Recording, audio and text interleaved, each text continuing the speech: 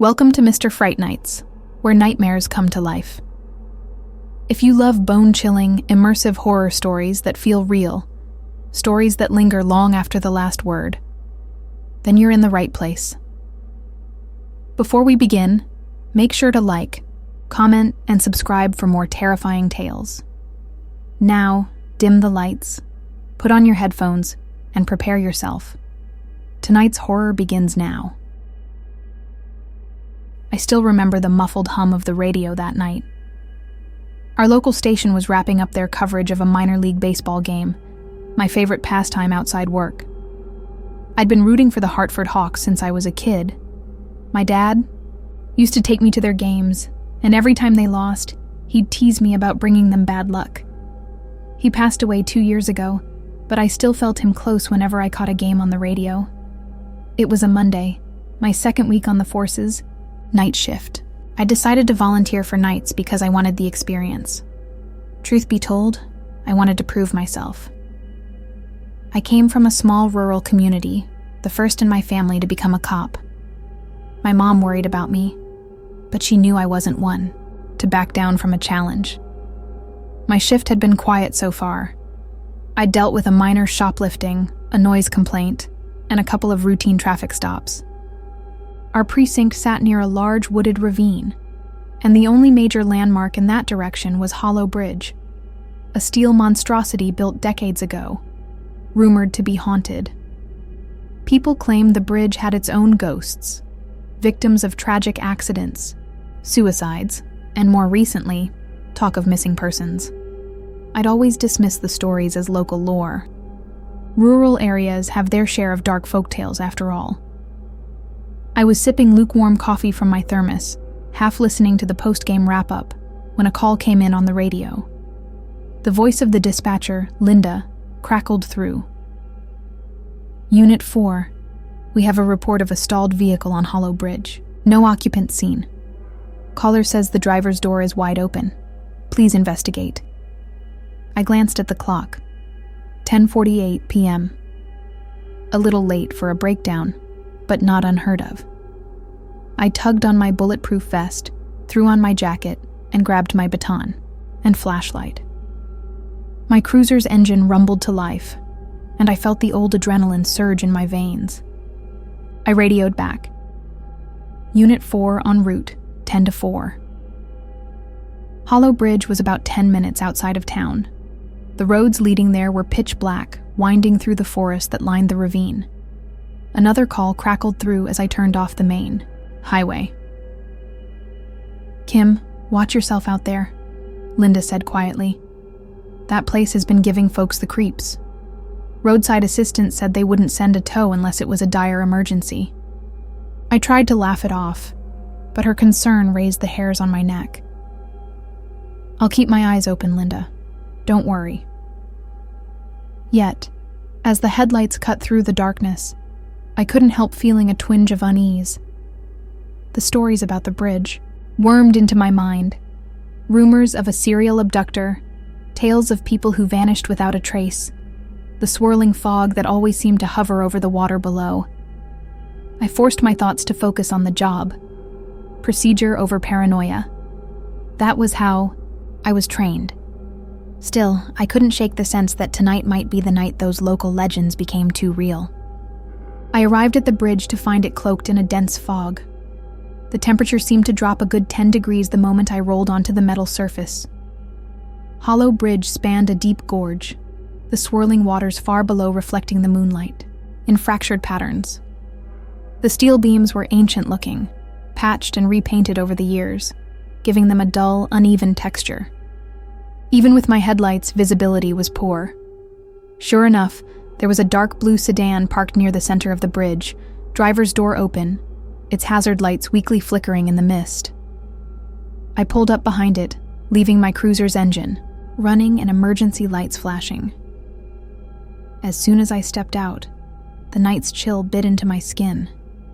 I heard a soft clank echo through the metal trusses, but couldn't pinpoint its source. I approached the sedan cautiously, one hand on my flashlight and the other hovering near my sidearm.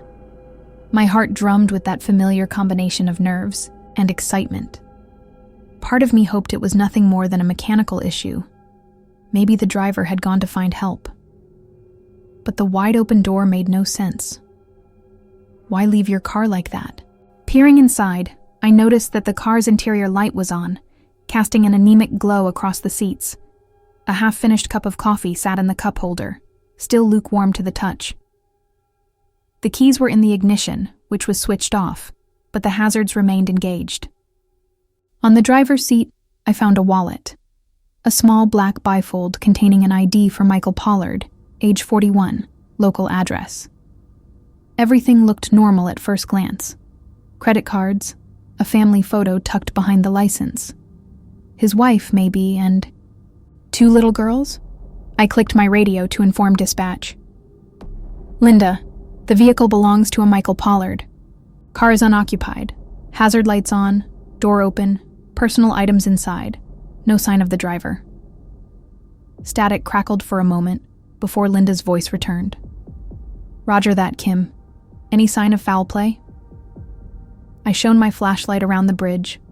Oil stains on the weathered steel floor, fog drifting through the beams. Nothing else. Not yet, but the coffee's still warm, Linda. Understood. Stand by. I'll try to reach next of kin. Keep me updated. I scanned the perimeter for footprints or any clue about where the driver might have gone. The edges of the bridge had waist-high railings that looked sturdy, though some rumored suicides had been reported. I swallowed the lump in my throat. This might be an attempted jump, or something else. Bending down to examine the ground, I spotted a single muddy footprint near the open door. The footprints led toward the railing, then seemed to vanish. My flashlight beam caught something else glinting by the metal barrier. Moving closer, I saw what looked like scratch marks gouged into the rust, as though someone had clutched the railing hard. The arrangement sent a chill up my spine. It didn't look accidental. I heard a sudden clang behind me, like metal on metal. Whirling around, I aimed the beam of light into the fog, catching only swirling gray. The wind whistled, or so I told myself. I squared my shoulders, determined not to let local ghost stories rattle me. But as I reached for my radio again, something flickered in my peripheral vision. A figure? I tried to focus on it, but the fog swallowed the shape instantly. My pulse hammered. I told myself it was a trick of the light. Yet I could not dismiss the primal fear that I was not alone on that bridge. I pressed the radio button again. Linda, I might have seen something. Could be the driver. I'm going to investigate further. She gave me the usual caution. Don't go too far alone. But backup was at least 15 minutes away. Out here, 15 minutes might as well be an eternity. I began a slow perimeter check. The empty sedan loomed behind me, hazard lights creating a weird strobe effect in the fog. Each flash revealed the outline of the beams overhead, then plunged me back into darkness. The effect was disorienting. As I walked, the steel structure groaned under the weight of my footsteps. It struck me that if someone else was here, they could be watching me easily, concealed by the fog. The thought wasn't comforting. My training told me to remain calm, remember the protocols. Identify, isolate, secure. But I'd never done a search in such eerie conditions. My breath sounded abnormally loud. A few yards from the sedan, near the middle of the bridge, I found a small black smartphone on the ground. The screen had a long crack. When I pressed the power button, it lit up briefly, showing a half-typed text message in the bubble. I'm on the bridge. I think so. And then it cut off. The phone's battery died or the device froze. My stomach churned. Was Mr. Pollard trying to text for help? Or was it someone else's phone? I switched on my body camera, wanting to record everything for evidence. Another part of me needed the reassurance that if something went wrong, at least I'd have a record. I continued farther. The steel guardrails on this section of the bridge were smeared with muddy handprints. Something definitely wasn't right. The air felt oppressive, as though the fog was pressing down on me. My instinct screamed that someone had been in danger here. Suddenly, I heard a faint metallic knock, like a slow tapping. 3 knocks. Pause. 3 more knocks. My mind raced through possibilities. Could it be the wind banging a loose piece of metal? Or someone signaling? I shined my flashlight in the direction of the tapping. The beam skimmed the edges of the structure, revealing rivets and crossbeams, but no human form. Still, the tapping continued, methodically. Anxiety bubbled in my throat. I took a breath, forced my voice steady, and called out, "Police! If anyone's out there, identify yourself." Silence fell. The tapping stopped. Then the radio crackled, but all I heard was static. That sense of isolation swelled, and I fought the growing panic. I had to maintain composure. Kim Stone, the new officer who insisted she could handle tough calls. My father always told me, "Fear is just another puzzle, Kim. Find its edges and put the pieces where they belong." Yet, no matter how logical I tried to be, the puzzle of this place wasn't fitting together. I doubled back to the sedan to see if I'd missed something. My footsteps echoed ominously, accompanied by the hiss of the wind through the steel beams. As I passed the open driver's door, a flicker of movement reflected on the rearview mirror caught my attention. I spun around, shining my flashlight where I thought I saw a shape. Nothing. Just rolling fog. My pulse throbbed in my ears. If someone was playing a game of cat and mouse, I wasn't amused. I should have waited for backup, but every minute counted. If a person was in distress, kneeling beside the car, I rummaged through the glove compartment, looking for insurance papers or any clue. I found a registration slip confirming the car belonged to Michael Pollard. No immediate sign of foul play in the car itself. No blood, no sign of forced entry. But the fact he, or someone, left behind a wallet and phone was deeply troubling. Heard something behind me again, this time a soft scuff, like a shoe dragging along metal. My stomach flipped. I aimed my flashlight, half expecting to see a face looming behind me, but the space was empty. Only the swirling haze. A drip of water fell from an overhead beam, splashing onto the sedan's roof. The sound echoed in an uncomfortably human way, like a muffled gasp. I exhaled a shaky breath, trying to stay objective. "All right, Kim," I told myself under my breath. "Stay focused." The radio hissed with static, then Linda's voice broke through. "Kim, do you copy?" "Over." I grabbed it. "Yeah, I'm here. Go ahead." We contacted Pollard's wife. She said he left the house around 9:30 to pick up some groceries. He should have been home over an hour ago. She sounded worried sick. I relayed what I'd found. A tense silence crackled over the line. Then Linda asked, "You want us to send more units?" "Yes, send them. Something's off here. Already done. ETA 15 minutes. I wished I could say that knowledge reassured me, but it didn't. If there really was an abductor, 15 minutes was more than enough time for them to vanish, or do worse. Clutching my flashlight, I took a few steps farther along the bridge. A new smell hit me then. Faint, metallic, like old pennies. Blood? My nostrils flared, searching for the source. Another step. A jagged shape on the ground. I crouched. It was a single shoe. A man's sneaker, black with a white sole, stained dark near the toe. My heart pounded. Lifting it gingerly, I noticed there was indeed blood on the material. I swallowed hard. This went from a suspicious scene to a likely assault. Or worse. I radioed in my findings, snapping a few quick photos with my phone for the record. My body cam beeped as it captured footage too. The possibilities raced through my head. A violent confrontation? A kidnapping? A suicide attempt that ended some other way. Lightning flashed overhead, odd for a clear night. The flash lit up the entire bridge, and for an instant, I thought I saw a silhouette beyond the guardrail. a tall figure leaning over, watching me. Then darkness. I whipped my flashlight around. Gone. A hollow dread expanded in my chest, the weight of the situation crushing. I decided to search below the bridge. If Pollard had fallen or been thrown, maybe he was down by the water. The ravine had a rocky shoreline, accessible by a narrow service walkway along the side of the bridge. It wasn't safe, but I couldn't stand around. Time was slipping away. Wrestling open the small side gate, I found a series of rusted metal steps descending. The smell of damp earth assaulted my senses.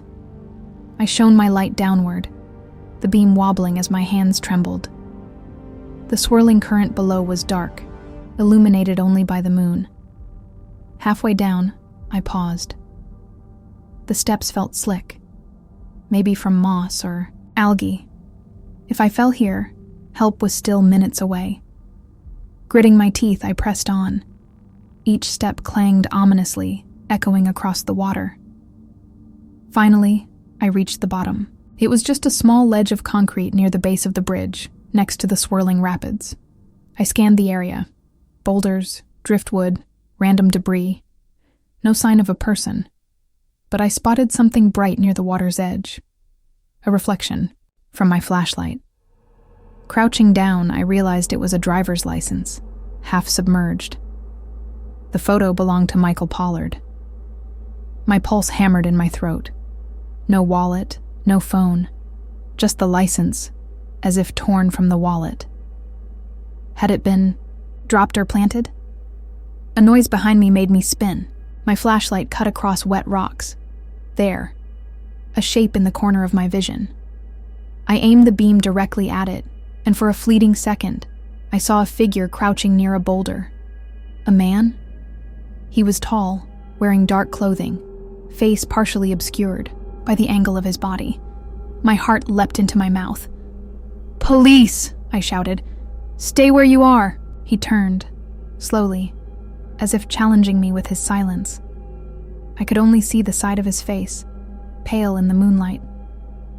Then, in a single fluid motion, he bolted into the shadows. My adrenaline surged. I took off after him, but the terrain was uneven, the darkness disorienting. Slippery rocks nearly twisted my ankles. "Stop!" I shouted, breath ragged. The figure was unbelievably quick, darting among the boulders.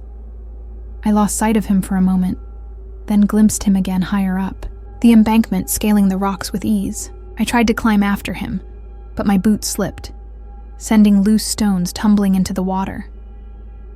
By the time I scrambled to higher ground, he was gone. The dense thicket swallowed any sign of him. I shined my flashlight desperately, calling out for him to surrender. Silence. My heart thundered with fear and anger. Who was he, and what had he done with Michael Pollard? I stood there, panting, cold sweat trickling down my back. The night around me felt vast and malevolent. Suddenly, my radio crackled with Linda's frantic voice. "Kim, the second unit is nearly there. Are you okay?" I pressed the talk button, voice unsteady. "I'm fine. I spotted a suspect, tall male. He fled. No sign of Pollard yet. Stay put. Backup is seconds away." Part of me wanted to keep searching, but protocol dictated I regroup. Carefully, I descended back to the walkway. My mind whirled with questions. Was that man an abductor? Did Pollard confront him on the bridge? The shoe, the scratch marks on the guardrail. Everything pointed to violence. Trudging back up the metal steps, I felt the oppressive weight of the situation intensify. Something bigger than a simple disappearance was unfolding at Hollow Bridge. I emerged back onto the roadway just as 2 squad cars arrived, red and blue lights illuminating the fog. Officers Stevens and Kaplan jumped out, faces tense. Relief flickered in me at the sight of them. They spread out, searching the perimeter, in pairs while I briefed them on what I'd found. We combed the bridge, shining our flashlights over every inch of steel. Officer Stevens found a fresh smear of blood on the railing near the scratched area. Kaplan located a set of footprints that seemed to circle the sedan before heading off toward the service walkway. But nowhere, no matter how carefully we looked, did we find Michael Pollard. We regrouped by the sedan, my breath puffing white, in the cold air. Linda radioed with an update. Pollard's wife confirmed he had no history of depression, no reason to vanish, no known enemies. A mild-mannered father of 2, an insurance adjuster by trade. Hardly the type to get caught up in a violent confrontation. We bagged the driver's license, the shoe, the phone, and the wallet as evidence. Photographed everything. The unspoken tension was palpable. A man was likely injured or worse, and an unidentified suspect had prowled these shadows. It was horrifying and deeply frustrating. By 1 a.m., we had scoured the area. The official stance was to set up a perimeter and bring in a search team for the ravine at first light. But the wind picked up, howling across the gorge, and the fog grew thicker. We had to pull out for safety. The structure itself was too hazardous for an extensive overnight search. As we were packing up, I felt compelled to take one last look over the side of the bridge. My gaze wandered to those scratch marks. They were jagged, desperate, as though someone had clung there, resisting being thrown over. My stomach twisted, imagining Pollard's final moments, or perhaps a violent struggle. A soft voice behind me startled me. Officer Kaplan, looking pale, held up the body cam I'd worn. She had transferred the footage to her laptop in the cruiser. "Kim, you need to see something." We stepped aside, away from the others. She played back a segment of footage from my chase by the water. At first, it showed me scanning the darkness with my flashlight. Then, for a single frame as lightning flashed, the camera caught the figure's face. I shuddered. His features were contorted, eyes wide, almost inhuman in the moment of the flash.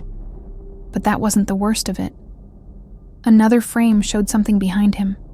Some shape, bigger than a person, or maybe just an odd shadow. My mind reeled. It almost looked like a second figure, but the angle was off, unnatural. A glitch in the camera? Or had we missed another presence entirely? Kaplan frowned. Could be a reflection on the water, but it's so close to him. A chill ran up my arms. Keep this under wraps for now. We can't jump to conclusions. My rational side insisted it was a camera artifact. Still, a sliver of doubt rooted deep in my gut. Stevens called over, reminding us we needed to clear out. As we returned to the cruisers, the final image from that footage lingered in my mind, merging with the blood on the shoe, the scratch marks, the strobing hazard lights. I tried to shake it, but it clung to me like a dark promise of unanswered horrors. I write this now, a week after the incident. Michael Pollard remains missing, and our official investigation has yielded no leads on his whereabouts or the identity of the suspect. The local news has run sensational headlines. Haunted Hollow. Bridge claims another victim, feeding the rumors that something unearthly roams that ravine. People keep asking why I didn't wait for backup, why I risked going down that walkway alone. The truth is, I couldn't bear the idea that someone was out there, injured or terrified, waiting for help that might never come in time.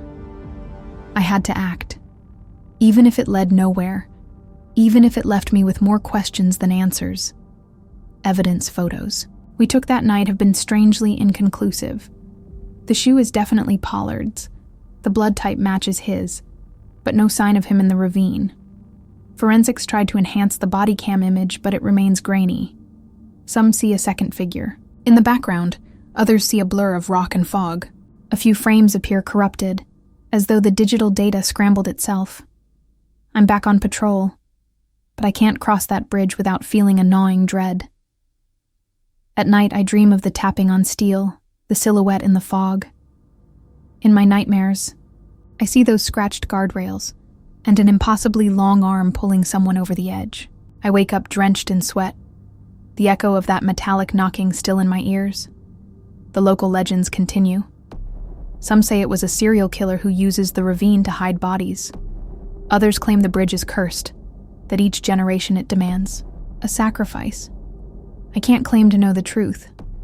All I do know is that Michael Pollard was on that bridge, and now he's gone, leaving behind a single shoe, a driver's license, and a family that has no answers. If there's one lesson I've learned, it's this. Sometimes the line between real evil and the stories we tell ourselves is razor thin. We want the world to make sense. But places like Hollow Bridge remind us that some mysteries remain unsolved, leaving us haunted by the dread of what lurks just beyond our line of sight. I can't confirm if it was purely human malice or something else that stole Michael Pollard that night.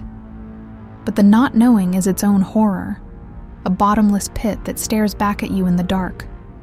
And in that darkness, the unanswered questions, like faint taps on iron, never let you sleep.